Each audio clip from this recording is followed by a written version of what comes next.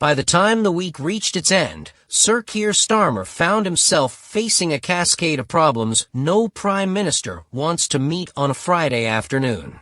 What began as a carefully choreographed series of policy moves intended to show control and deliver quick political wins, instead turned into an unspooling of bad headlines, internal rows, and public unease. By September 19, 2025, the moment that ministers had hoped would look decisive instead felt like a rude awakening. A digital ID initiative thrust into the spotlight, a reshuffle still smoldering, border staff threatening to walk out, and polling that showed a troubling drop in public confidence. Each development alone would have demanded damage control. Together, they created a perfect storm that left Downing Street scrambling for cover. The week had been intended to be one that showcased delivery. Officials in Number 10 were briefed to press a narrative. Starmer's government would bring modern, tech-driven solutions to nagging problems, including immigration and public service efficiency, while reasserting competence after earlier turbulence. Central to that message was talk of a national digital identity system, a single government-backed digital credential meant to streamline everything from right-to-work checks to accessing public services. The Financial Times first reported that Mr. Starmer was preparing to push forward with a digital ID scheme that would issue digital identities to everyone legally resident in the UK, an idea framed as a way to reduce illegal working and to make verification easier for employers and landlords. The proposal, supporters argue, would modernize how the state verifies legal entitlements and could dovetail with existing digital services. But the concept is politically sensitive. Compulsory IDs have historically been toxic ground in Britain, and critics immediately raised alarms about civil liberties, data protection, and the risk of excluding vulnerable people. Within hours of the FT report, Reuters confirmed that Downing Street planned to press ahead, possibly announcing the initiative at the party conference, something that would thrust the policy into a hyper-politicized environment where even small details can be amplified and misinterpreted. For a government already keen to show it can deliver, the attraction of a bold tech-forward announcement was obvious. But the timing could not have been worse. The digital ID story collided with other headaches that together made the week look less like a reset and more like a scramble to contain fallout. Tension in government had been building for weeks. A major reshuffle, accelerated by the resignation of a senior figure earlier that month, had not soothed nerves. Instead, it highlighted fissures among ministers and raised questions about discipline and direction. Labour's internal whip and a patchwork of newly promoted faces had not yet settled into a steady rhythm, and backbench disquiet had begun to bubble up in public, scripted increasingly as a party in turmoil by critics and commentators. The Guardian's recent analysis captured that sense of a government floundering after a period of high expectations, suggesting that the complacency of Whitehall's reset had not yet translated into coherent political momentum. That reshuffle had been triggered by high-profile departures and controversies which left the Prime Minister exposed to criticism for political management. A reshuffle can be a tonic if it shows decisive leadership. Left messy, it becomes a spectacle that feeds narratives of drift and division. On this Friday, those freshly opened seams were visible to voters and political opponents alike, an unfortunate backdrop to the push for the digital ID announcement, and a reminder that personnel turbulence can turn policy announcements into lightning rods for wider dissatisfaction. If the domestic political story was worrying, the practical pressures at the border added urgency. Border Force staff were reported to be preparing ballots and possibly threatening industrial action after a period of extreme operational strain, with up to hundreds of migrants reported crossing the channel on busy days.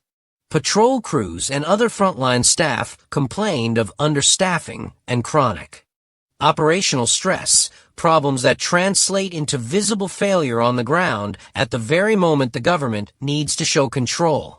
The Telegraph detailed the strike threats and highlighted the operational reality that the government must confront. Policy ideas do not matter when the machines that enforce and manage borders are at breaking point. For a prime minister who has staked political credibility on delivering better immigration controls and restoring order at the frontier, the optics of borders in trouble, workers threatening strike action, patrols stretched thin, and daily crossings making headlines, were toxic. The risk was clear. A technocratic policy about digital identity could be framed by critics and by the public as a distraction from immediate, tangible failures at the border. Behind closed doors, the numbers were worrying. Internal polling and public-facing surveys showed Labor's lead shrinking, and commentators described the mood as one of alarm. Bloomberg and other outlets captured the sense that what had been a steady honeymoon period for the government was fraying. Leaders who had once appeared firmly in control were now racing to shore up credibility before the next budget and before public patience ran out.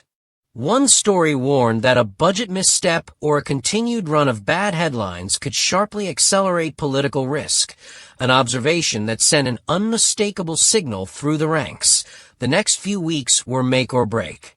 The compilation of poor polling, operational border issues, and internal reshuffle fallout made it harder for Number 10 to frame the digital ID proposal as a confident step forward.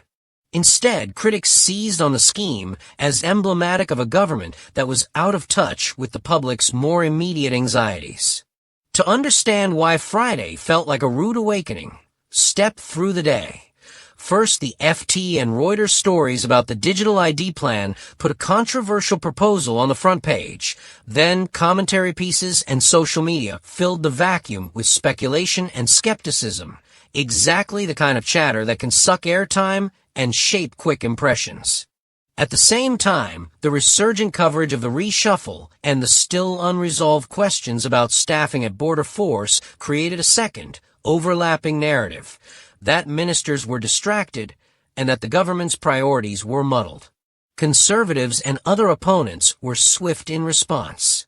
Where ministers want a conversation about technical efficiency and modernization, critics reframed the story as one about civil liberties and bureaucratic overreach, an especially potent pairing with the image of frontline border patrols voting on strike action.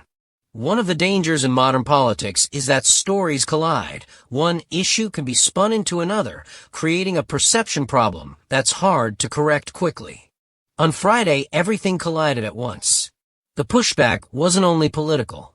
Civil liberties groups and privacy advocates were quick to issue warnings. The prospect of a universal digital ID is not merely an administrative convenience. For many, it represents a fundamental shift in how citizens are identified, monitored, and required to prove entitlements. Critics fear mission creep and misuse, and they pointed to past attempts to introduce national ID systems as evidence that the technology's deployment often outstrips the protections put in place to safeguard citizens' rights. Ministers countered that the scheme would be voluntary in spirit, focused on streamlining services and reducing illegal working. But the nuance was difficult to communicate as headlines thundered and op-eds framed the plan as either a civilizational leap forward or a sinister expansion of state control. The debate was already set, technical detail versus public trust, and the old political lesson resurfaced. Good policy can fail if the public doesn't trust the messenger. Amid the splashy political exchanges, there's an everyday, human dimension often overlooked. Border staff exhausted by long seasons of crisis, families who see lorry park queues and wonder whether the state can manage migration, community groups worried about cohesion, and ordinary voters who are simply tired of political infighting. For them, the debate over digital IDs will be judged not on technical merits, but on whether it makes life safer, fairer, and simpler. And that's precisely where the government's communication strategy ran aground. Announce a technical fix while large, tangible problems remain unresolved, and you risk alienating the very people whose support you need. The story of Friday was less about the merits of one policy and more about the failure to order priorities, to show voters that the government was both competent in nuts and bolts operations and thoughtful in long-term reform. No prime minister is safe without the confidence of his own MPs. On Friday, murmurs from backbenchers, the MPs who ultimately deliver parliamentary votes, grew louder. For a party freshly in power, the memory of internal revolts is fresh. No one wants to relive leadership battles. Yet the reshuffle had already unsettled ambitions and loyalties, leaving some MPs convinced that the government was